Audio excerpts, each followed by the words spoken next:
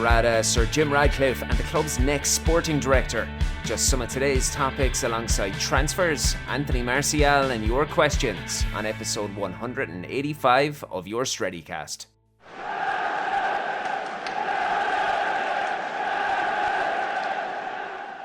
As our listeners are all too aware, we are often joined by some of the most respected individuals in the game, from players to key supporters and journalists. And there's nothing we will not visit here. Now, keeping that in mind, we are delighted to welcome a very special guest today. A revered sports broadcaster and journalist, as well as a suffering Leicester City supporter. None other than Mr. Ben Jacobs. Ben, you're very welcome to the Strettycast. How are things, my friend? Great to be here. I'm not suffering so much at the moment because Leicester are top of the Premier League. Top of the Premier League, you say? Top of the Championship. I'm getting ahead of myself. No, we'll let that one slide. Now, Ben, front and centre, and what we need to discuss here in the world of Manchester United is the name Omar Berrada, a man who is about as distinguished a career in the game as anyone, and he has opted to remove himself from the smaller half of Manchester, relocate to the biggest club in world football. So considering your in-depth knowledge of the workings of the club, just how big a capture is this for Manchester United? Yeah, I think it's a huge catch. It's a coup. A lot of people have said it, and they're absolutely right, because he was effectively being lined up to become eventually, maybe in the next 3 to 5 years, the next CEO at Manchester City. And this is very much an INEOS appointment. I know technically and legally they can only consult, but this was driven discreetly by INEOS and then approved by the Glazers. And it's a very different kind of CEO, and someone I think that will sit neatly between the Glazers and INEOS and Jim Ratcliffe. So what Manchester United have done is bring in one of the best in class in the business, but perhaps different to other CEOs and executives that kind of move in these areas between football and brand. They found someone with as much football knowledge as commercial knowledge. And then in addition to that, Premier League knowledge and group knowledge. And INEOS ultimately are only at the moment minority investors in Manchester United, but they're controlling the football side. And INEOS, we know, are also invested in other clubs like Nice and Lausanne. So when you tick those boxes of football expertise and the ability to get his hands dirty, an amicable character that can flip between departments, commercial knowledge, Premier League knowledge and group knowledge, and then poached from Manchester City, it all bodes well. And I know we'll joke, especially on a podcast like this, about the blue half of Manchester being smaller, but a lot of the metrics at City behind the scenes in terms of how modern the club is and its structure are, to be brutally honest, maybe won't win friends by saying this, but I'm sure Manchester United fans appreciate this. A lot of the stuff on the blue side of Manchester, away from the history side, is bigger at the moment because it's more modern, it's more structured, it generates more profit, and ultimately it's more forward thinking. So the fact that Manchester United have been able to poach Omar Berrada shows you that that's what they're trying to do. Maintain the history, restore the glory, but modernize. And I think he's one of the perfect candidates to drive that process. Ben, just something on that. You mentioned this being a big coup for United, probably one City didn't expect. How long do you reckon United or INEOS had this planned? When do you reckon talks would have began with Berrada and United? Because he would have obviously been part of City's planning for the upcoming year. He'll have that information when he comes to United. Yeah, I think that we've known for a while that INEOS would look, but all indications were they'd get in and then they would try not to rush. But when you find the right candidate, sometimes you have to move fast, and that also shows their flexibility. So this didn't happen until December.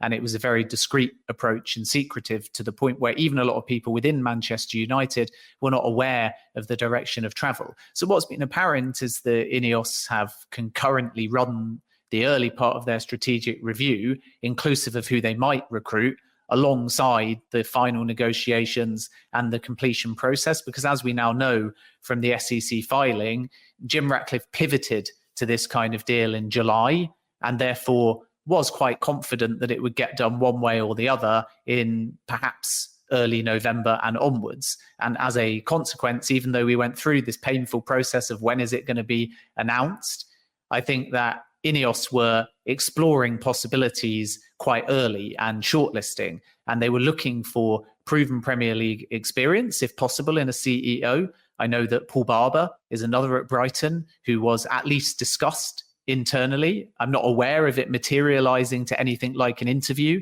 because I think they fixed on a candidate. But you don't just fix on a candidate like a transfer and say, we're going to go for it. You will always do your due diligence and shortlist more than one and yardstick whoever you may want and headhunt against other options. So I'm aware that a few things were considered. One, as was widely reported, was obviously Jean-Claude Blanc coming in that role rather than effectively sitting above the CEO. But by mid-December, it was clear that Berrada, privately anyway, certainly not to us in the media at that point, was the candidate they wanted. And they were able to get him very quickly. And I think the reason for that is because of Manchester United's history, because it's a promotion. So he doesn't have to wait, like at Manchester City, to step into that role. And I think, again, it's down to the fact that INEOS are going to have an impact and are going to be able to influence things away from just the football side and are going to be able to change the culture of the club. And it might sound like a really strange thing to say, but the biggest impact so far has actually just been turning up. And it's sort of such a simple thing.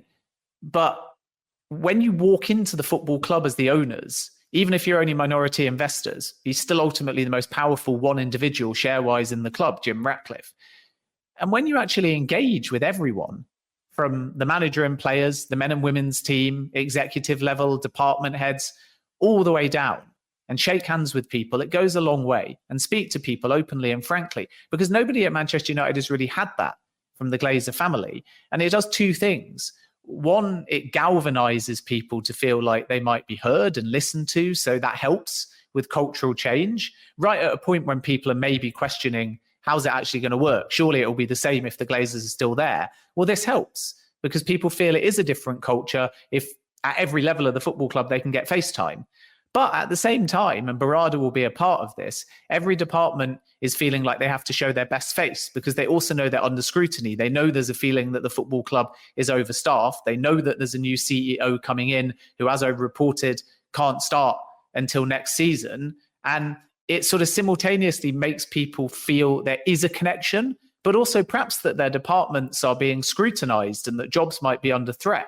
And that may well raise performance levels during this transitional period. So Berrada's going to then come in and have to structure everything. And by the time he comes in, there may be others. There may be a recruitment team built or started to be built. There may be other executives. And naturally, Sir Jim Ratcliffe, Sir Dave Brailsford and Jean-Claude Blanc will have had time in the back half of the season from kind of early or mid-February onwards. It's only a few weeks away now to actually bed into the club. So then Berrada himself, even though he'll be kept abreast of things during his gardening leave, will also need a bit of a transitional period as well. So it's going to take time. I think the executive changes at Chelsea happen very fast. Some would say too fast. And only maybe 18 months on are things starting to settle. I don't think that INEOS will want to do it that way. So some appointments might be fast, like Berrada, but he still has to have a slowness because he can't start on day one. So that's reassuring because once he's in, he'll be very familiar because he'll have had plenty of time to kind of have informal meetings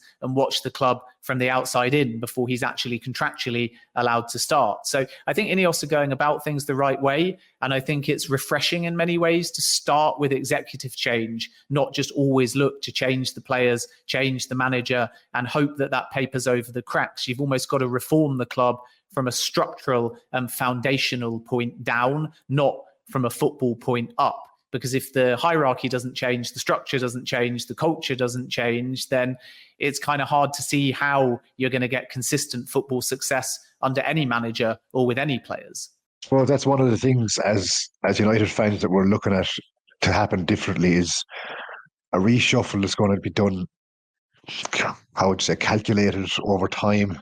Not something that's going to change overnight, build on something and create something worth creating to last us a long time and bring us into a future with more stability and a better ran club. Like you said, coming in and changing players is usually an easy thing to do, but it rarely ever works out when that's the only focus you have is on the pitch, especially at a club like Man United where the off-the-pitch side of things has been left to rot for so long that the likes of Berrada coming in and to see what INEOS's plans seem to be at the moment, is it can only be something that would give a bit of excitement towards United fans for the long term. Yeah, and I think also it's just clarity, isn't it? Because we had so many frustrations, even covering as a reporter the takeover saga, and now it's all out in the open, and the SEC filing makes it clear, even though Qatar have disputed it. I'm not aware that the lawyers have actually formally yet asked for a corrective statement, but we certainly have to be balanced and say that that is the intent. But it's basically a criminal offence to lie significantly or mislead in an SEC filing. So the whole process was kind of warped because it was almost more framed around Glazers out and everyone wanted them gone. So it was almost more important to the fan base, and maybe still is to some, that the Glazers go, rather than the right person comes in that can improve the club, whether they're there or not. And that's obviously why Qatar got so much traction. And that's why it didn't matter that we didn't know that much about Sheikh Jassim or the actual numbers being bid. And now there are these suggestions that there isn't even a proof of funds that was provided, not in the formal sense, although again, for balance, Qatar say that they had a bank guarantee from the CEO of Qatar National Bank. But regardless, that's all in the past. And I think that it allows us to draw a line under it, because everything was just about this head-to-head almost that was in many ways fictionalized, because they were two completely different bids. And bid number one was Glazers out, Qatar are rich, of course it's great, the debt's going to be cleared. And when you spell all that out, of course, a lot of that is great. But was it actually the reality? Or was it all just PR? And this was questioned throughout the process. And we have to respect both sides. And then on the flip side, it was Ratcliffe changing his bid, wanting all the shares, wanting a majority, being flexible, and then getting into bed with the Glazers. And many questioned that. And I think it polarized the situation even more, because it became about why are Qatar not being accepted, and everyone presuming it was just because the Glazers were greedy, whereas the SEC filing argues otherwise. They didn't bid enough and they didn't show proof of funds. And then Ratcliffe suddenly doing anything to win, but nothing's going to change because the Glazers are still in control.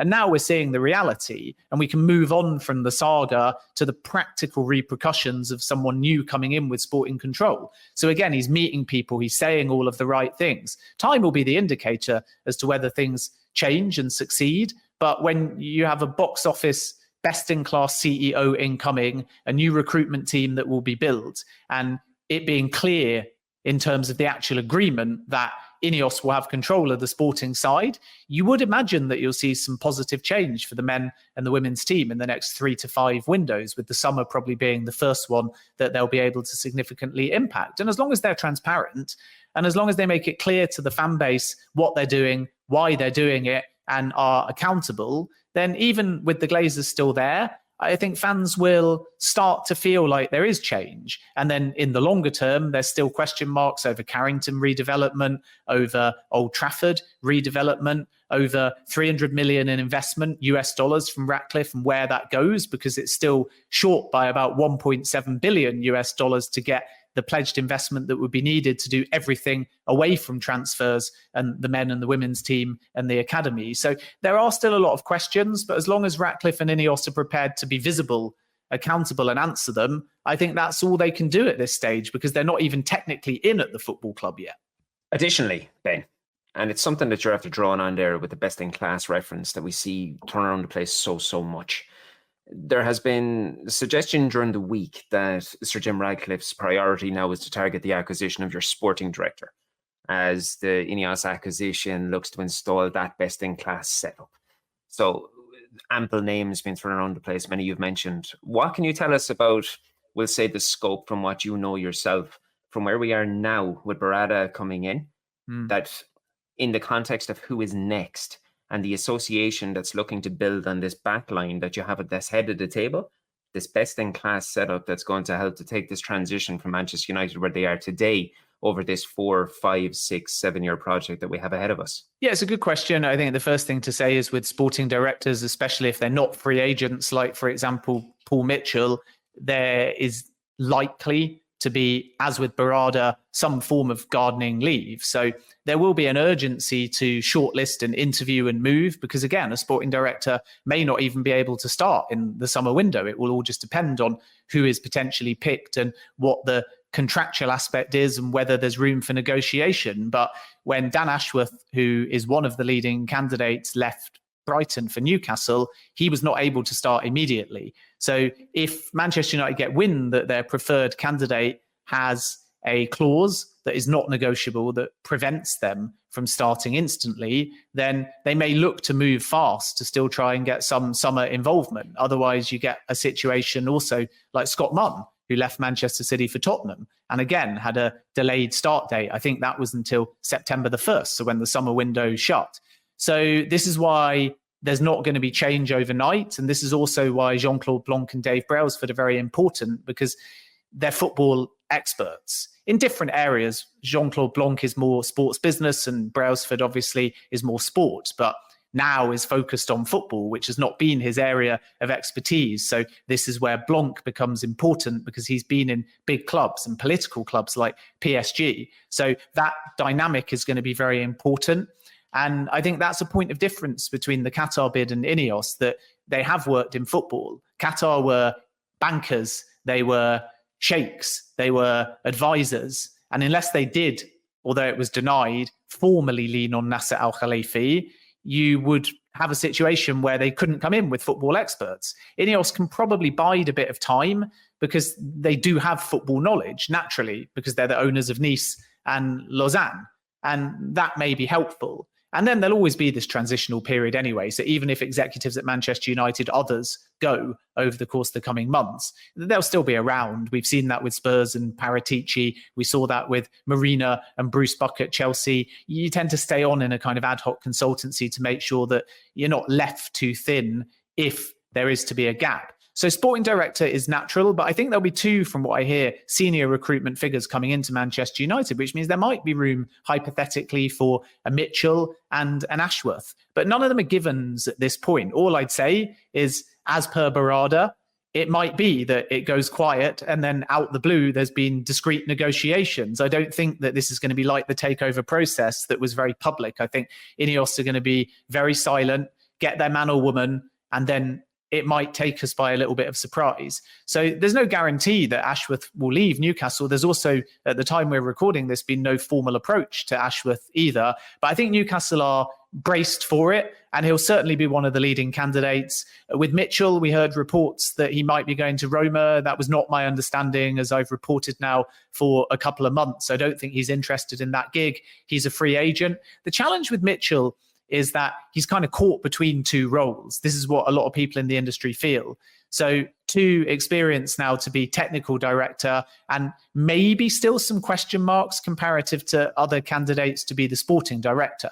So the titles may not be that important, because you might find that something is kind of created above a technical director and below a sporting director, like a kind of head of recruitment or whatever you want to call it, to allow somebody like Mitchell to come in, or Dougie Freeman to come in, and not have the burden of the title and the roles and responsibilities that we would usually expect that to come with. I think Chelsea did that quite well by employing co-sporting directors. So suddenly it's not all on one person. So I think there'll be some flexibility over titles. I think there'll be quite a lot of cooks, which you need in big clubs, and the freedom to challenge and collaborate will be important. So I wouldn't get too fixated with the titles, but I think we still need to keep across Ashworth high priority to at least speak to him and get the lay of the land. I don't think we can discount Mitchell. I think that Berta and Dougie Freeman have been discussed internally. And then I think that we might get some surprises in terms of other names that are not your box office and are not your sporting director type candidates, but will sit within the recruitment team with very specialist roles. Maybe someone that can connect Manchester United to Lausanne and Nice, because if Ratcliffe is obviously to get this path to control, then it will eventually be a full-blown multi-club model. So you might need someone that's thinking a bit further ahead, thinking a bit younger, and trying to potentially, over time, connect Nice, Lausanne and Manchester United. And that requires more of a specialist role. So there's some big decisions to be made. But obviously, again, you've got to build from the top. CEO first, sporting director second. And then from there, the other appointments might be influenced by those names. There's no point in saying we've got 5 names, 5 positions now. What you want is a CEO and a sporting director, and then Ratcliffe and Blanc and Brailsford and the Glazers. And then you can input and allow them to challenge each other, debate. And then that's how you'll determine who the next wave of appointments are going to be. Regarding the potential multi-club model, and you mentioned the 2 clubs that INEOS already have control and power at, how is that going to work? Because I seen one of the UEFA chiefs today kind of suggested that they're still not going to allow multi-clubs. But you look at City and the City group, and they've got 11 or 12 clubs across the world. So is there reason for United fans to panic on that front about potential multi-club? And just secondly on that too, if we are in a situation this season where Manchester United get top 4 and we get Champions League, how will that work with Nice? Because they're potentially in a position where they're going to be doing well in League One. Yeah, I mean, Nice are on course for Champions League, so are Manchester United. We know the rules in their current form, but I think we have to be a little bit patient on this one, because the feeling is amongst the ECA and also UEFA sources that the rules may change and be relaxed. And I think the argument from INEOS is that they were well aware of the rules and they were well aware of potential challenges or litigation before entering. So they're unconcerned about Manchester United being barred from the Champions League. They're unconcerned about being challenged, but the rules do spell out those complications that you outline.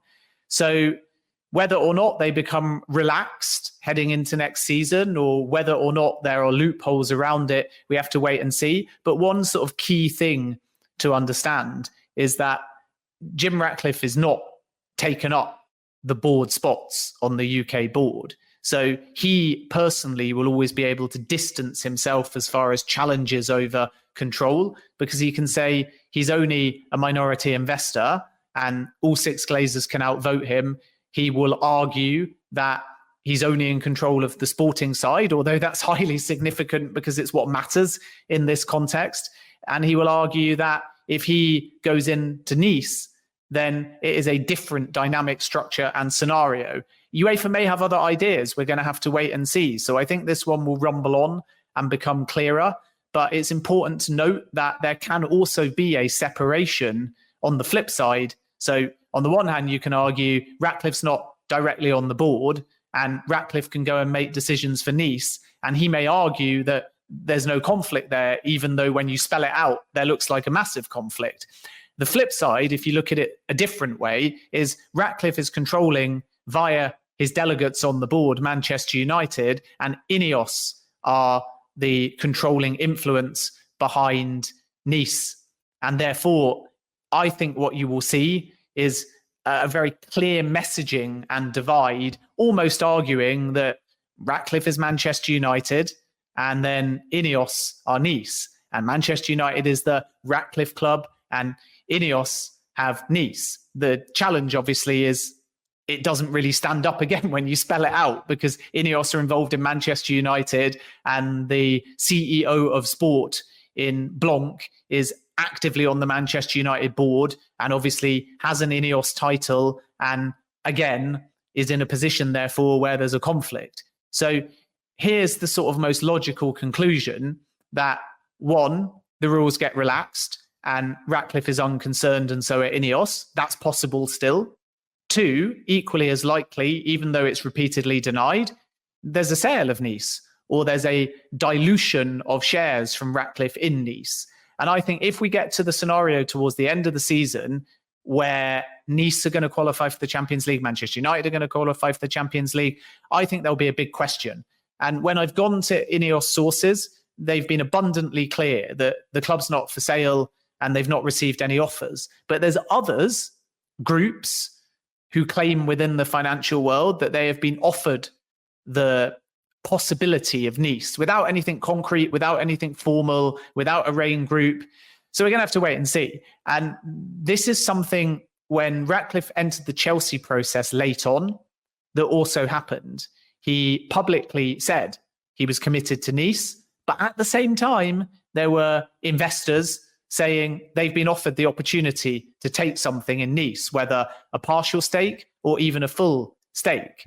And I think Nice fans are still waiting to hear. So all of the public messaging is not for sale. It's rumor. It's nonsense. We're not going to sell Nice. We're confident in the rules. We're confident there won't be any conflicts. And we're happy entering into Manchester United and coexisting with these other clubs. But you can, to some extent, say there's no smoke without fire.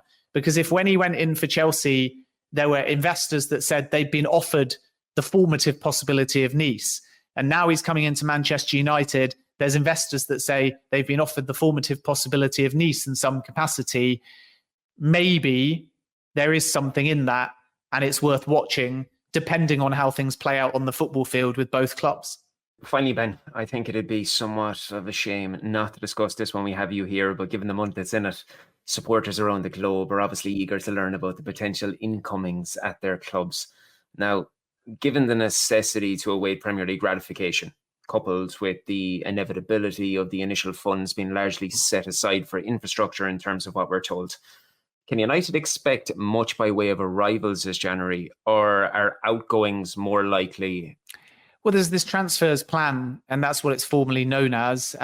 It was run by Ratcliffe and INEOS prior to entering into January. And what we know from the terms and conditions, if you like, is that if there's deviation from that, then Manchester United, the Glazers in particular, needs to do everything possible to try and run it by Ratcliffe and INEOS again. And in that transfers plan, there's no great incomings. But what there is an acceptance that if the volume of outgoings allow for late movement or movement within a reasonably modest budget, Manchester United might surprise us towards the end of the window. I don't think it's guaranteed. It might be an entirely quiet window.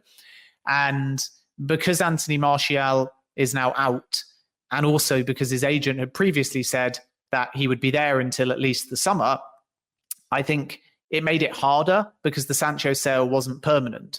Whereas if we flash back to last summer, when Al Ittifaq, a Saudi club managed by Steven Gerrard, inquired, it was quite a superficial inquiry, but they asked about Sancho on loan. They were told 50 million obligation to buy. So Manchester United headed into this window very open to an obligation to buy or a permanence to a Sancho exit, but they had to resolve that situation and respect where the player did and didn't want to go. And he didn't want to go to Saudi last summer, and he did want to return to Dortmund. So it's a deal that suits all parties, but at best, Manchester United will make a small amount of money and cover the wages. So that's not enough as an outgoing to fund anything.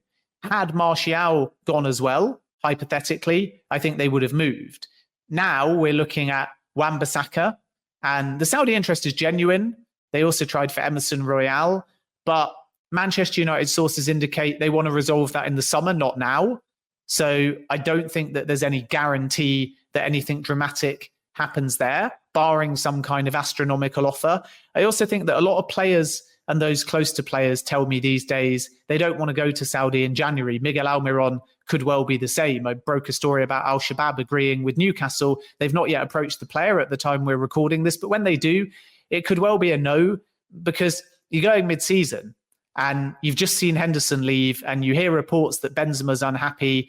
And we need to respect the Saudi project and understand that it's long-term and it can grow very quickly, but the infrastructure's not caught up with the ambition. So if you're Wan-Bissaka, you're not only now thinking in monetary terms, even though that's what people assume, you've got to think about where you're living. Is it right to move mid-season? Maybe it's better to wait, assess it, visit the club, look at the facilities, know what you're in for, so you don't run into a situation where you feel like it's a mistake. And I think that's why players might take their time. So Al Nassr, I think, will struggle with Wan-Bissaka. And that again means that Manchester United may not get in any income. Casemiro could be one for the summer. Again, I don't think that anything is going to happen in the last 7 days of this window. I would be very, very surprised. And Manchester United are not desperate to get rid of him. So then can they get somebody in that, one, is the right fit, two, is the right amount of money, and three, in the next 7 days? And I think that it's not guaranteed. I would say that Eric Choupo-Moting is the most interesting name, simply because he would be open to a Manchester United approach and he would be at the right kind of value that could allow something to be done, or potentially just a straight loan, because Bayern actually want to keep the player. So that's the complication in all of this. You might think they've signed Kane, he's in his 30s, It's a typical Manchester United inspired aging signing that does well in the short term, as per your Igalos or your Cavani's or your Teddy Sheringham's, whatever. But actually, I think that Bayern are a roadblock here. And I don't think the player will force a move. But he scored 17 goals last season and then Harry Kane came along. So you can understand why he might want an opportunity. That's the kind of name to look at. They had considered Sergio Guirassy, but Stuttgart sources insist that the release clause, 17.5 million euros, has actually expired now, and also that the player wants to stay. But again, that's under 20 million euros, 17.5 million euros, something that Manchester United might be able to make work. So we can't discount it, but I would say it's going to be a loan or it's going to be a cheap and potentially older type of signing, unless they can exploit a younger name with a release clause, and that's no longer the case with Guirassy. And then obviously we hear, for example, about Ten Hag and Robbery. I'm not so sure, because first of all, the player says he's not spoken to Ten Hag in a year and a half. Second of all, he's not been prolific over 3, 4, 5 seasons, but he is having an exceptional season. And third of all, if he's not available until the summer, then all you're doing is signing another player that falls into that Rasmus Højlund type category of incredible potential, but not necessarily proven Premier League.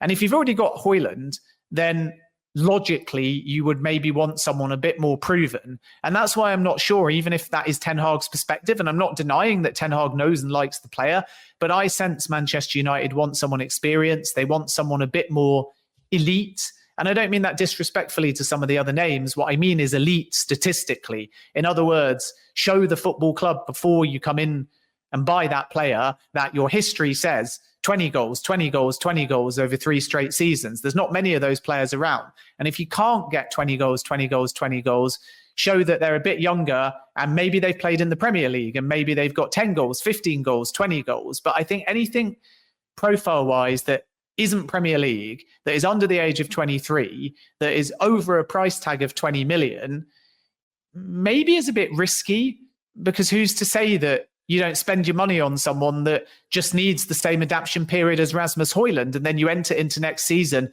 still struggling for goals. On that exact topic, stay where you are right there. Callum Wilson, his name is now meandering around the place, and he fits that kind of criteria where it could either be a very, very low transfer fee or maybe a short-term loan deal. He's a guy who's experienced in the Premier League. He knows how to hit the back of the net. But very similar to Anthony Martial, doesn't have the greatest track record when it comes to injuries. Is there any legs on that particular story, or would you be moving away from that? Those close to the player are downplaying aspects of specific clubs making moves, but there's no doubt that there's this price. And as I reported earlier today, it's between 18 and 20 million, 18 million at the lowest end. But Newcastle, one would presume, if we're reading between the lines to kind of balance their books, are looking for about 20 million quid or 25 million euros. And that is why, if they were forced to sell Trippier, although they insist that they've never offered a price and he's not for sale, the number would be 25 million euros for Bayern, and Bayern offered 15, and they say anyway they've walked away. Callum Wilson suddenly is 18 to 20 million. Miguel Almiron is 25 million plus with Al Shabab. So there's a pattern here developing that Newcastle are looking to offload around the 20 million mark. Now, in terms of approaches, sources deny Manchester United, Arsenal or Chelsea have done anything yet, but it does make a whole lot of sense. So if Manchester United had 20 million, hypothetically, I would be all over Callum Wilson. I think he would be perfect for what Manchester United need right now. I suppose one challenge is just Wilson, because he may say, great, I'm perfect for you now, but what about the summer? And I think when Newcastle was struggling and they bought Chris Wood, it was the same. He joined, and then as soon as they were clear the following season, his game time was diminished. So you have to look at Wilson a bit as well. And Wilson may be thinking he doesn't want to move mid-season in a Euros year. He may also feel if he joins, what happens to him if Rasmus Højlund hits form and then another striker comes in over the summer.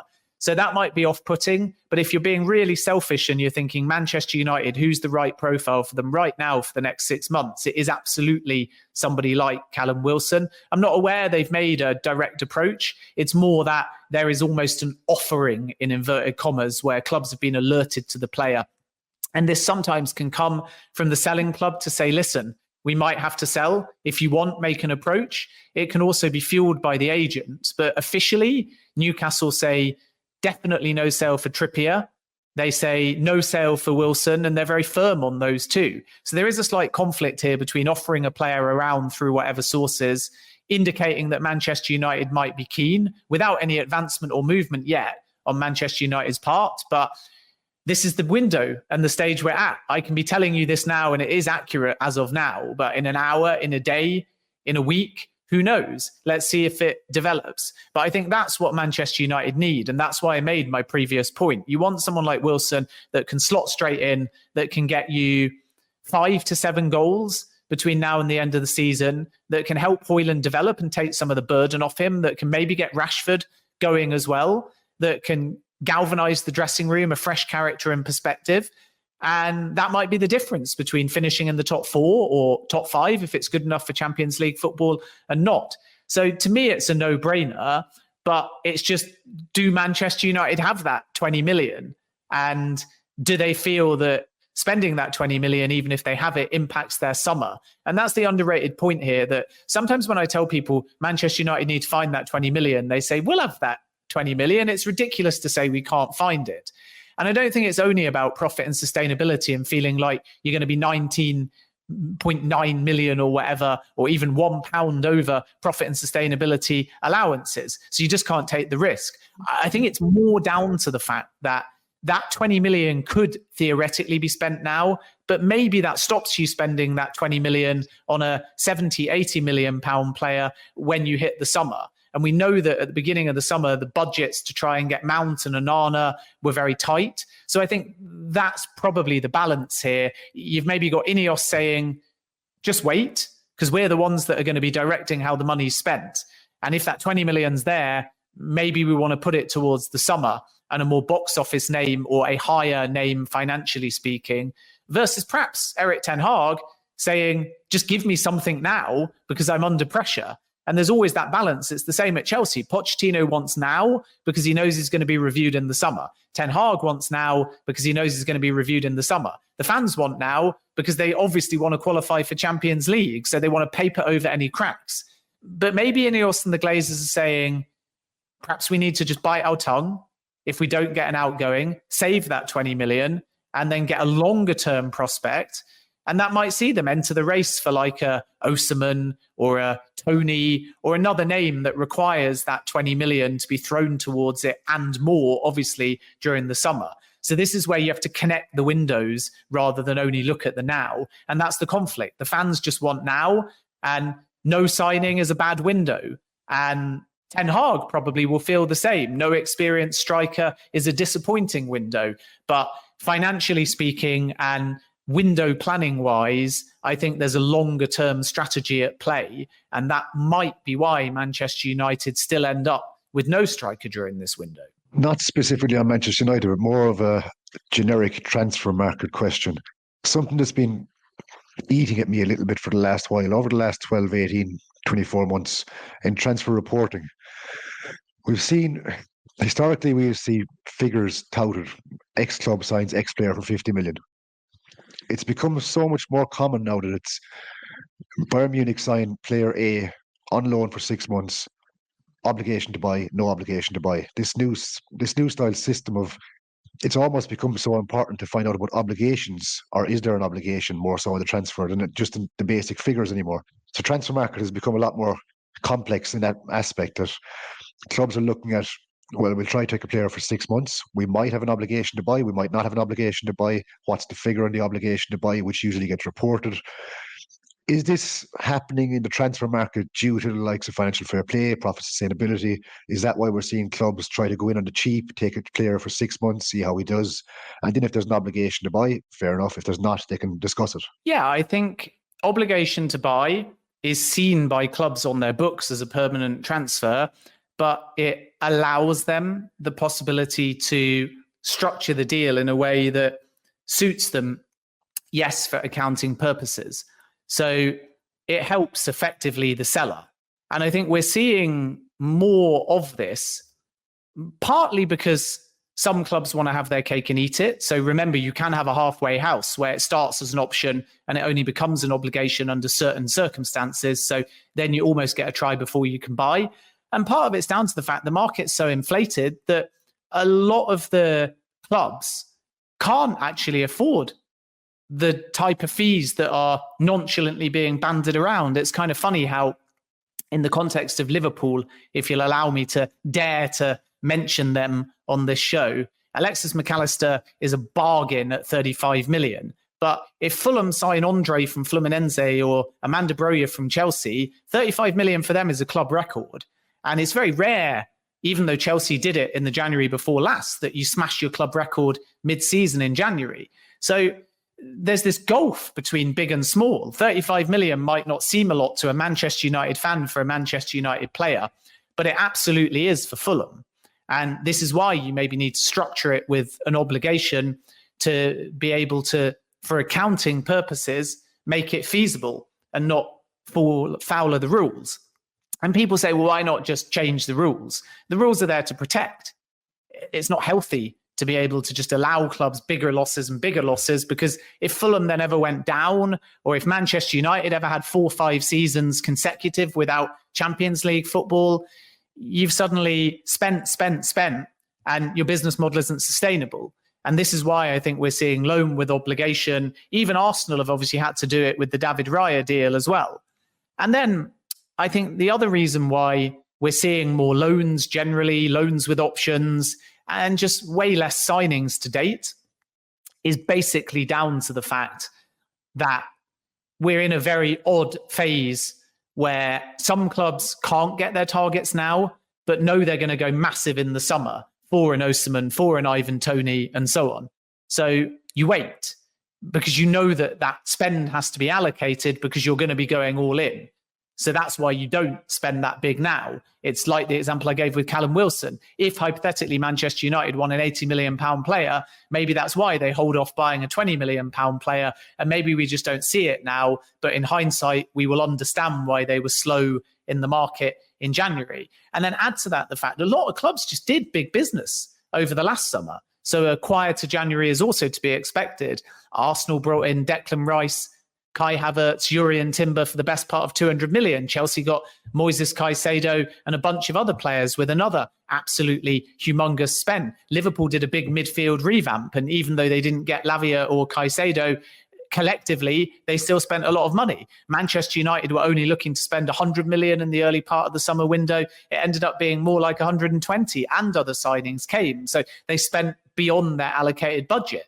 And even if you don't think 120 million is much for Manchester United in the current market, if it's 20 million more than they wanted to spend in the summer, then it's 20 million they don't have for Callum Wilson. And again, you have to connect windows and connect signings to understand the financial picture. Whereas, and it's not a criticism of fans, I think a lot of fans just see a player, they're available, see a number, it feels like a bargain, we'll spend it. Well, if you and me don't have 20 quid in our bank account to go and get McDonald's chicken nuggets, then it doesn't matter if they're on sale and it's a bargain. We literally can't afford it. But for you and me, it's card declined and we go hungry. Now I want chicken nuggets, by the way, but you get the point. Whereas for football clubs, they can extend the credit and extend the credit and extend the credit. But one day it's going to come back to haunt them. And it's kind of interesting because if you look, even though the market inflates, if you look at January's generally in the last 10 years, some of them are 250, 350, 400 million. Chelsea obviously warped the last January market before this one that we're in. But some of them are only 100 million, 150 million. And if you go back 15, 20 years, it's 70 million, 50 million spent in January by Premier League clubs. Now, 50 million 20 years ago might be the equivalent to 150 million now. But you get the point. Januaries are not always busy. So I don't look at the numbers, because if one club signs a box office signing this window, the numbers are warped. So it's still a quiet window. But if Manchester United came in and signed Mbappe for 100 million, then obviously the collective Premier League spend goes through the roof. And you think, oh, financially speaking, that's been a very active window, a very expensive window. But it's one player, like with the Chelsea window with Enzo Fernandez and Mudryk, it warps it. And that's really only Chelsea, and it was only 2 players, and everyone else was kind of quiet. So I look at it more in terms of not the numbers, but players signed. And that's the clearest indication yet. So far, it may change, but it's the clearest indication yet that this is a quiet window, because there's only, I think, been 10 Premier League signings this window. In 2023, there were over 60. In 2022, there were almost 40. But I think in 2021 and 2019, there were under 30 in both windows. So if that 10 was, I think it's ambitious, but was to triple in the next 7 days, you could argue it's an average January window. But if it stays below 20, it's one of the quietest January windows we've had in a while. And there are a lot of loans, and there are a lot of options, and there are a lot of obligations. And I think that is a mixture of financial fair play and clubs being aware that the punishments are robust, and the Premier League and any independent panel may mean business. But I also do think it's just a weird window, because we're off the back of a busy summer for a lot of clubs, and we're heading into a summer with a lot of high profile targets that clubs are waiting for. So it's normal, therefore.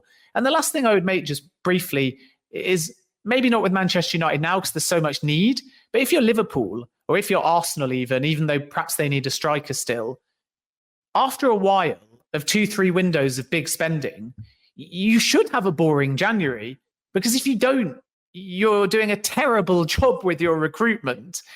Because if you've got what you needed over 2, 3, 4 windows, and then January comes and there's a clamour for more and more and more and more, then unless you're buying players for the future, or your multi-club model, depending on circumstances, why are you still needing 200 million of spend? Why are you still needing senior players? So Chelsea's a good example of that. If after this summer, when their 4-window strategy ends, we then head into January 2025 and summer 2025, and Chelsea spend is 300 million and 300 million, it tells you that some of their big window spends have failed. So a quiet window is not a bad thing if your recruitment is going according to plan. It's just the phase where Manchester United are at doesn't require a quiet window. They need mass recruitment, because unfortunately they've got some of their recruitment wrong in the past. So on that particular topic, Kylian Mbappe, Callum Wilson, and McDonald's chicken nuggets.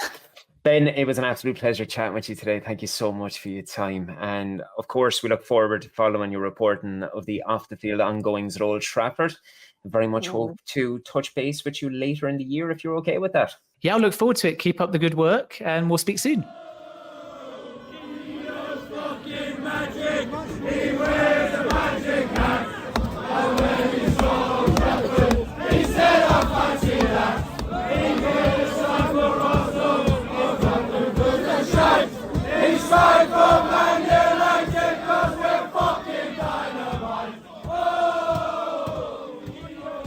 We regret to interrupt this broadcast, but if you can place your cup down beside you without dropping the digestive biscuits you're dipping into it, and do me a favour. The biggest help that you, as a listener, can give us is subscribing to the podcast. Helps us more than you'll know. It only takes a few seconds, a bit like myself, so hit that button and let's get back to the episode. Martial is isolated. Skirtle here. Oh, yes! Welcome to Manchester United. Welcome to Manchester United, Anthony Martial. Gentlemen, 3,068 days to the day the enigma that is the Frenchman arrived in Manchester. Now, as we all know, he came with an initial fee of £36 million. And on top of that, there was 3 separate add-ons, which tallied to a little over £7 million each. One of them famously including a clause should he lift the famous Ballon d'Or. Following fresh news on Wednesday that he has completed successful surgery to address a groin complaint, Tony is now out of action for another 10 weeks. Before we dive into the latest episode of the Anthony Martial Injury Show, I'm going to nail both of you real quick on the spot here. Disregarding his latest stint in the physio table, I'm going to ask the both of you, can you tell me how many days he has missed through injury since joining the club? I told you it's 3,068 days since he signed. So, Dale, take a punt at it. How many days has he missed since he came to the club? 550. Brian? 2,800, because he's only played around 200 games, and if he wasn't playing, he was fucking nursing a dirty ankle or a fucking hamstring. So 2,800 is my final answer. I don't need to phone a friend. I don't need to ask the audience. Dale, you were really close. Really close. You said 550, didn't you? Yeah. He has missed 491 days. And to put that into an even more frightening context, for a guy who's been here so long, that equates to 16% of his contract. So the man has been injured for 16% of the contractual time he has spent at Manchester United. And with plenty of hope that a long-awaited move away from the club was manifesting itself in January, obviously, as we just spoke with Ben, disgruntled supporters around the globe will have to accept the fact that Tony Martial will remain red until the summer. Lads, what were your initial thoughts when you read the latest injury news on Wednesday? Well, I thought initially, Sean, that we'll hardly notice because he's been absent for so long. What it does put more emphasis on is how reliant we are on Rasmus Højlund, and now he is really the only striker available in the squad. It's a huge issue because if he picks up a knock, we're just moments away from going back to shoehorning Marcus Rashford in the position that we know isn't his best at a time he can't even perform well in his own position. So, yeah, look, there's issues all over the squad with this, but we'll hardly notice that Martial is gone because he's fucking never available, sadly. I'd imagine when the news broke on Wednesday that Brian was distraught. We both know just how much he's fond of this Frenchman, how much he's contributed to the club, and his overwhelming desire to play for the badge. I'd say it was pretty difficult to talk to you for quite some time for a bit on Wednesday, Brian, was it? Around August last year, I started in training. Now, for numerous reasons, but the core reason I joined the gym and I started training was to piggyback that cunt out of Manchester to his next destination. He's after costing me an extra €157 for 10 weeks subscription to the gym to continue my training, to make sure that I am going to be ready, that when he is ready to go, I will personally hand deliver him to Norwich, which is where he's going to end up because there's no one else going to take him. 16% of his contractual time at Manchester United spent injured. I would have thought it was more. You can put another couple of percent in there for when he went to another club, failed and flattered to deceive there, was almost hunted out of that club by the fans, didn't want him, hated him. That sounds familiar. Anthony Martial has been a thorn in my side ever since he stuck that one and turned Martin Skirtle. When I thought, lads, this is the boy, this is the one. This young lad from France is going to be absolutely fucking a Ballon d'Or clause. This fella has to be the dog's bollocks. He was a bollocks, all right. Not the dog's bollocks, but he was a bollocks. I took the news very hard. I was inebriated for about 4 days after it. The local publican's profits were healthily topped up. But now that I've come to terms with it, I just have to realise it's a ticking time bomb. And like death itself, the end of Martial is coming. You know, I do kind of get a little bit sad about this because he came with so much promise and we sang his song for how many years. We all thought genuinely that this was a guy that was bringing something special, particularly after the debut that he had. It was about as memorable a moment as he could have asked for, particularly all the scrutiny that he was coming under for the price tag that was coming for a relatively unknown French teen at that stage. Unfortunately, it hasn't gone to plan. And even though Martial may spend plenty of time away from the field, his teammates will be back in action on Sunday, 4:30 on the road against Newport County in the 4th round of the FA Cup. Lads, I suppose no result is a foregone conclusion, but this is about as pleasing a tie that United could have received. Ahead of Sunday's fixture, it's a return to football, most importantly, and I suppose a very real opportunity for a 5th round berth. Brian, given what you know and sort of the scene that you're involved in, what is the early ticket news ahead of this one? It's coming out a bit different this time around, isn't it? When I saw the draw, it was either Newport or Eastleigh or someplace down there. That's right, yeah. And I looked at it and went, Jesus, that's going to be a fucking nightmare to get tickets to. What's the allocation here? And we're working out allocations, and one is 1,000, one's 1,400. Potential to have temporary standings or temporary stands added on, maybe. A lot of things were up in the air. And it just became the hottest ticket in town, I thought. It's turned out to be quite strange because until tomorrow at 12 o'clock, you can transfer the ticket to somebody else using the correct methods and forms that Manchester United require you to do so. But the 1,400 Newport tickets that Manchester United fans got are under the terms and conditions of being 100% collection. So to collect the tickets, for anyone who doesn't know the crack with away tickets are transferable to other season ticket holders who are of silver status, which means you've had your season ticket for 4 seasons plus, 3 seasons into your 4th season plus. You have to have subscribed to the cup scheme, we'll call it, so the automatic cup scheme, where any home game that we get drawn out for, you have to pay for that. Quite a couple of jigs and reels. Long story short, you have to do a lot of shit to get to the stage where you can get into the away ballots. Away ballots historically have a percentage of collection per game in the Premier League, which means you have to turn up in person, tickets in your name with photographic ID, and it's a pain in the bollocks, to be honest with you. It means you have to leave the pub early, you have to go down and join a queue and get your ticket, and then you head into the ground. 1,400 Manchester United fans now need to do that at Newport University. So I think that caused a couple of headaches for lads who would have historically passed tickets on or looked after a buddy or passed it this fella, that fella. Now it seems a lot of fellas are stuck with tickets that they don't really need because they can't go. They managed to get one on the ballot. They either don't have the connections to swap it for something else. Quick point, we don't swap tickets, or nobody should or does that, just in case Samuel Kelleher is eavesdropping into this conversation. And they're now starting to pop up quite plentiful, actually, in the last 24 hours. There's quite a few lads have been on saying, I've got a Newport, I'll swap it for a Villa, a Luton, a City, and as late as 10 minutes ago, I got a text saying, I'll take 30 quid face value for it if you've got anyone that wants it. So quite surprising. On the flip side, and unrelated, Luton has now become the hottest ticket in town due to the fact that they play in a housing estate and you can wash your shorts as you walk out in Mrs. McCarthy's utility, and she'll fire on the fry as well. So that'll be an interesting one.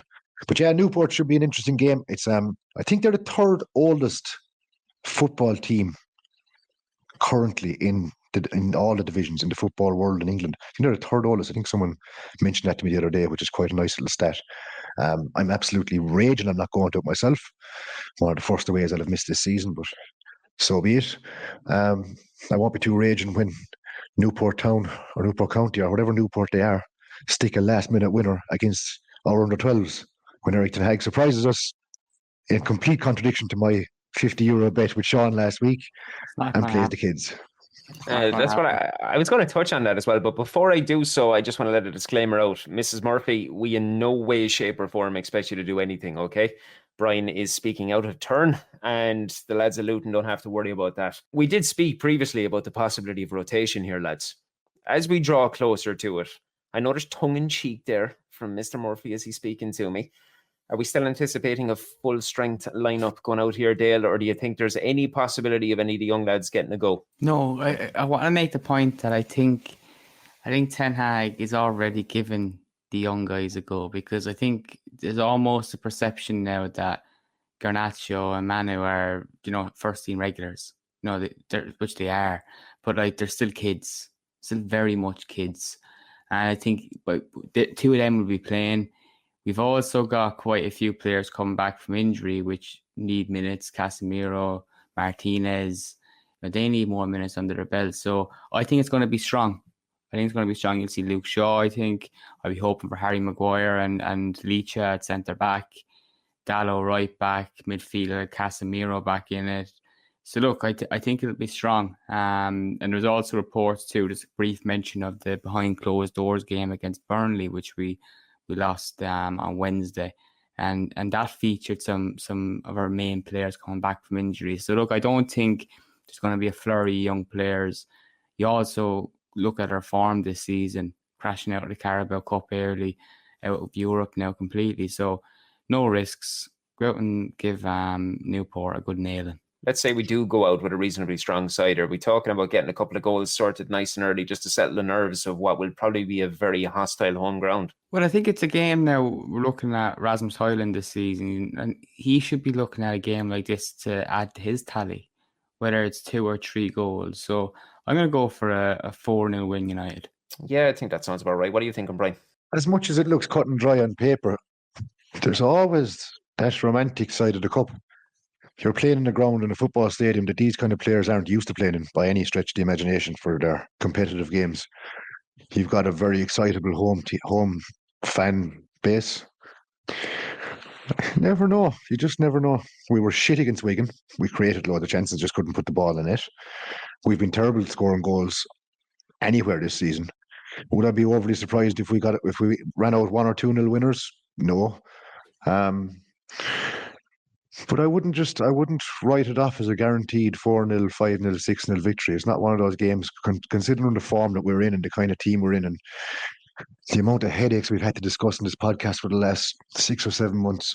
I don't think it's cut and dry, So I'm going to go for, hopefully, I would have said 4-0 originally, but the more I thought about it, I'm thinking it might be a little bit less. So look, I'll take 2-0 and move on to the next round. You have to start strong. You can't allow them to get any sort of confidence. And with every 5 and 10 minute period that passes in that game, the longer that crowd are in it, the longer they will think that there's something that can be got out of it on the days. So hopefully we can beat and banish what we've been seeing an awful lot of this season and starting slow, just come out of the blocks and get a job that we should do relatively handy, get it done and dusted nice and handy. At this stage, as is customary, I want us to dive face first into our listeners' questions. We'll try to dedicate a tiny little bit of time more to it because we are getting inundated. Again, we love all of you, every single one of you, for taking the time to share your thoughts. And as we do every single week, we're going to encourage you all to keep them coming through. And we will always do our very, very best to get through all of them. First up this week, all the way lads from San Francisco Bay. We've got Murshid Zahid.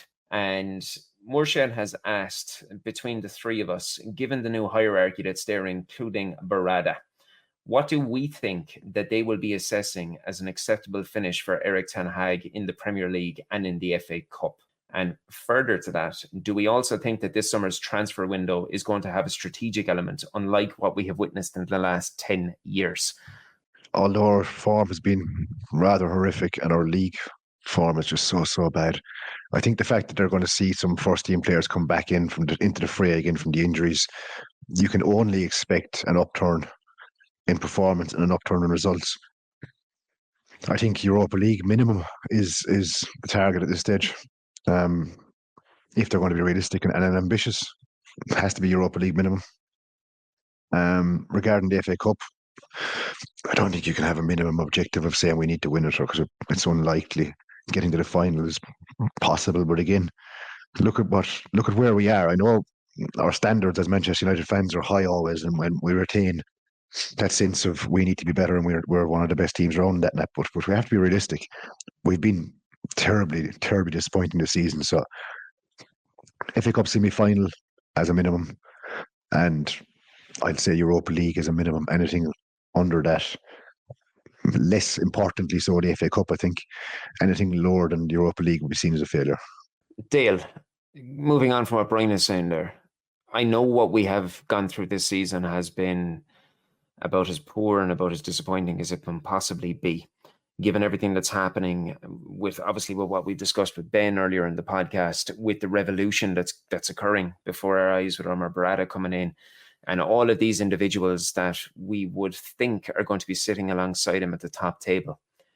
At the end of the season, with the club that it is a semi-final appearance in an FA Cup and a league finish that allows us to play Europa League football next year going to be enough to keep Erik ten Hag in his job? I don't think so. I think it should, because I'd back him, but I think there's going to be pressure from the likes of Radcliffe and Brailsford and co for Ten Hag to get top four. I think it'll be crucial to the problems that we're having with financial fair play, balancing the books and getting all that in check so that we can breed in the summer transfer market. But I do think there's going to be pressure there. I think they're going to want top four at the very least.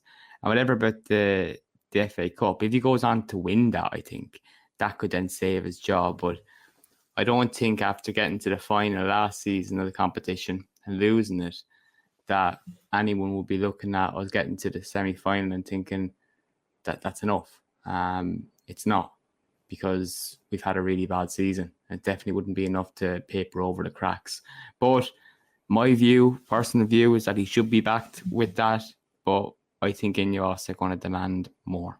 Well, as it stands, we've got 17 games and we're sitting 11 points behind Aston Villa. So there is an awful lot of work that needs to be done. me personally, an FA Cup semi-final and Europa League football, I think as much as I do want to back him, and I do hope he is the man in the summer, I'm not entirely convinced that that would be enough to keep him there. I hope I'm wrong. And I hope that the side can pull off some sort of a miraculous turnaround in the second half of the season when all these players are coming back from injury. I mean, we've seen Manchester United sides over the last 20, 30 years pull back deficits of 10, 15 points before, Brian. It's not out of the realms of possibility they could do it again. Maybe I'm misunderstanding the question, or maybe I'm not. But if we're taking into context, the past is the past. What's happened this season is now gone. And from now to the end of the season, what's acceptable for me, maybe not to INEOS, maybe not to whoever, but for me, I think if we get from where we are now, with players only starting to come back into the first team, it's going to take time for them to start working together again. The likes of Martinez coming back in, Casemiro coming back into the fray, etc., etc. It's not going to be an overnight upturn. I think you have to be realistic. I mean, we're not going to become Manchester United of 1999 in the next week. We've been shit, absolute dog shit. If from now on, if you offered me Europa League football right now next season, I take it. If you offered me getting to the FA Cup semi-final, potentially the final, I take it 100%. Because at the moment, we don't have any right to demand that, or we don't have any right to expect anything better than that from what we've seen this season already. Am I completely off the ball, or am I daydreaming and saying we've been so bad this season? We've all said how bad we are, that to think we should get anything more than recovering Europa League from here, okay, raise it up to the FA Cup final. I'd be happy with that based on where we are now. I'm not saying I'm happy enough to secure his job for the rest of these days, right? I'm just saying for us as a fan, that would be my minimum expectation from now to the summer. And I would agree implicitly with that. I think what Moorshed was getting across is more so aiming at the new hierarchy in the club, and what do we feel the general sense coming out of the club is going to be acceptable from that particular level. So while I believe that what you're saying is perfectly fine to get a Europa League finish and an FA Cup semi-final, a nice FA Cup run based on what we have seen, I'm not entirely convinced that that's going to be enough for him to keep his job, even though I very, very much hope it will. It's just basically like with this too, we have to see over time, like with this, when this deal is ratified by the Premier League, which is expected to happen in February. Laurie Whitwell from The Athletics, after doing a piece saying that INEOS are then going to do a very public kind of, I don't know, press conference or maybe whatever, in which they're going to speak about Ten Hag's future. So if that is the case, we should know early February, maybe mid-February, what their stance is. And if they are planning to come out, then you would think that they'd like to kind of be definite rather than leaving it kind of open for a few months publicly. They need to show they're behind the manager, because if they're not, you're pissing in the wind. Either change it if you're not behind the manager, or tell everyone that you're firmly behind them.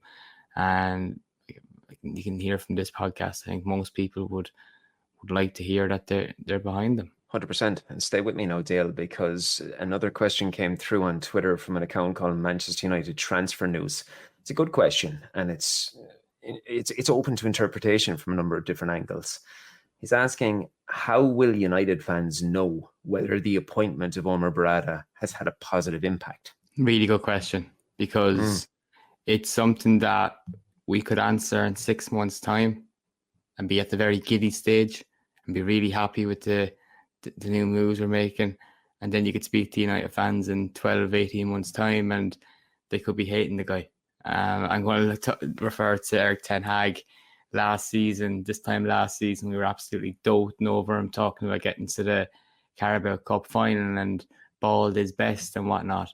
Whereas most Manchester United podcasts this season, when I speak about most, I'm not talking about ours, they'd be a lot more negative than what they were. So I think we don't know. We look at his body of work at City and what he built, and it's very, very promising. Ben speaks about his appointment and how it's shocked the likes of City. But look, it's too early to say now, but all we can say is that INEOS appointment, it shows that it's a statement of intent and they want to get ahead of the curve. And Brian, I'm going to ask you another question that is on the same topic, and it's coming in on Twitter from James Riddle. And he says, is Berrada jumping ship because he knows what is coming at City regarding the 115 charges? Very fair question, because one of my initial thoughts was, yes, Mr. Berrada is jumping ship before that house of cards falls down, before it all comes to light. It's plausible, and it's a logical train of thought. It was something I was going to ask Mr. Ben Jacobs on the podcast earlier, but I didn't really feel that I should have lowered the tone, what should we say, of the podcast, although our tone can be quite low at the best of times. In answer to the question Dale was just asked a minute ago, again, it's a great question about Mr. Berrada's performance at United, because I don't think you'll visibly see or you'll understand his role at the club from listening to Ben's description of what's going to happen going forward and what type of setup we're going to have around different roles at the club and different, like, directors of sporting directors, head of recruitment. I think Berrada is going to come in as literally a cog in a much bigger machine. He's going to have so many people around him, the Glazers, Sir Jim Radcliffe, Brailsford, like all these other guys that are going to be in there at the same time, plus whoever we add to the club from here on in.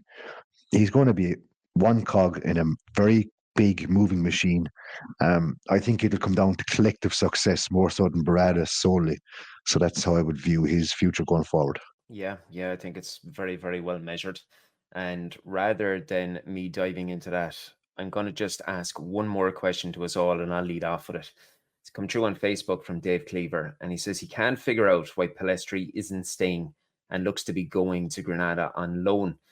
But he does say that other than that, it seems like there are some very positive vibes emerging from within the club, and he wants to know what our thoughts are on it. First and foremost, I want to address this Pellistri thing. And it's not necessarily just about Pellistri, it's about youth in general at this club. As much as I am an advocate for every young player to get an opportunity at this football club, the amount of bounce back that has come on social media from our supporters about this perceived desire for Manchester United to rid itself of its association with youth footballers, I just find it absolutely bizarre. Look, Facundo Pellistri is a player that in the few cameos he's had, predominantly for Uruguay, he's looked absolutely fantastic. And we've spoken about it, and I've waxed lyrical about the possibilities of a Uruguayan Messi coming through. We are not on the training field every day of the week. We don't see what's happening. And we are supposed to be backing the manager and his coaching staff to deliver the best team and to bring through enough footballers on a weekly basis. Now, we've already discussed about Kobbie Mainoo. We discussed about Alejandro Garnacho. They're two teenagers that are essentially imperative starters in our starting 11 right now. If it is the case that Facundo Pellistri is going on loan, I believe he's also going on loan on the premise that they're looking to extend his contract. Now, say what you will about what has been at his time at the club so far. They obviously see enough about him that they feel he just needs to mature in a certain aspect, be that going to another club where he can receive guaranteed competitive football. But if this was a guy that we were looking at getting rid of, they wouldn't be looking at extending his contract. I think the reason that he is being prioritised at going on loan is because Amad Diallo has impressed more and the manager is more keen to integrate him into the squad. Looking at his performances this season for the most part, and the one out in Bayern, out Munich, or Bayern away, being one of the ones where he kind of got his chance in. He's got a few chances, not many, but I don't think he's pulled up trees. I don't really think that he's warranted this kind of shock factor that, we're letting Pellistri go. I think I agree with you. He's very talented, and he's not a player that I'd be kind of pushing out and letting him go on a permanent just yet. I'd be kind of hoping that maybe he gets one of these loan spells and it lights up for him like it did for Amad Diallo last season at Birmingham City. At Sunderland. So you'd hope that he gets a successful loan, comes back as a developed player and gets another chance. But also, I think that from the few chances he's got this season, I'm not blown away by him. Not yet. I think the shock factor is coming from people being absolutely fucking disgusted at watching Anthony every week on the right-hand side wing. So it's more so a case of... It's warranted. Pellistri comes in and looks well because he's actually a footballer who plays on right midfield, whereas Anthony is some sort of optical illusion, spinning top. I'm not sure what he is. So No, Pellistri, I'd agree with what Dave said. Pellistri hasn't pulled up trees by any means. He's had some flashes, been all right, but he's not lit the world alight by any chance. I mean, when you get your chances and you want someone to start asking questions about, are you going to be that good? You come on and you perform like Manu has or Garnacho has, and you have started your career in the first team when you get your chance, where you grip it by the throat and you say, "This is me. This is what I'm about. This is the name in the back of my shirt," and stand up and pay attention to me. Pellistri hasn't done that. I also don't particularly personally believe that Amad Diallo is ever going to make it at Manchester United. Now, that could be a massively horrific claim going forward. I just don't think he. I don't know. I just have a feeling. I have a gut feeling that he won't make it at United. I don't think he's going to be all right midfielder going forward, and I'm perfectly happy to be proven wrong by him. But it's just one of those gut feelings I have. I still think we need to sign a right midfielder. Actually, I think it's a massive priority, to be honest with you. Pellistri going on loan. The extension of the contract, I don't really understand it too much if it's going to be to keep him long term. I don't see him either developing into the player that we want or becoming that player. I think he's a nice little footballer, don't get me wrong.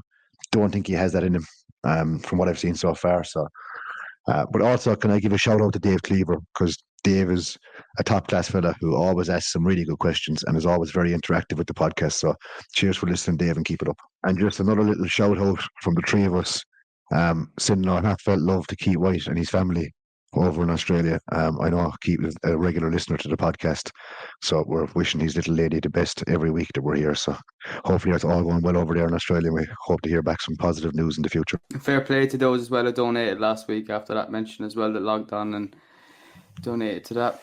And you can continue to do so, and we will continue to push the message as far and as wide as we possibly can. That's everything we're going to get about this week. Of course, if you want to get in touch with any of us, we're all available on social media and we welcome any sort of correspondence.